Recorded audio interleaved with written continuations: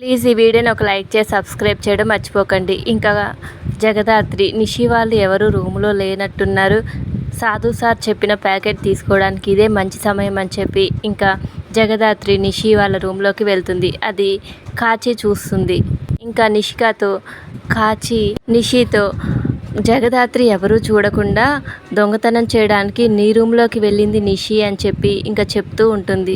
అది రూములోకి ఎందుకు వెళ్ళిందో ఏం చేయడానికి వెళ్ళిందో నాకు తెలియదు, కానీ దాన్ని కేదార్ దృష్టిలో క్యారెక్టర్లెస్గా చేయాలి, కేదార్ మనసు ఇది చేయాలి అని చెప్పి చెప్తూ ఉంటే వైజయంతి ఆ మాట విని షాక్ అవుతుంది. ఇంకా జగదాత్రి ఏమో రూమ్లో వెతుక్కుంటూ ఉంటుంది. నిషి ఇంకా కాచి వాళ్ళతోటి లోపల యువరాజు స్నానం చేస్తున్నాడు, అది కావాలనే మా ఆయన కోసం లోపలికి వెళ్ళిందని చెప్పి అల్లరి చేయాలి అని చెప్పి ఇంకా జగదాత్రిని లోపల పెట్టి లాక్ చేస్తారు. ఇంకా యువరాజు వస్తున్నాడని చెప్పి గబగబా జగదాత్రి తలుపు తీస్తానికి ట్రై చేస్తుంటే ఎవరో బయట లాక్ చేశారు అని చెప్పి ఇంకా జగదాత్రి అనుకుంటూ ఉంటుంది. ఇంకా యువరాజు స్నానం చేసి బయటికి వస్తాడు. ఇంకా జగదాత్రిని చూస్తాడు. Thank you for watching. Please subscribe my channel.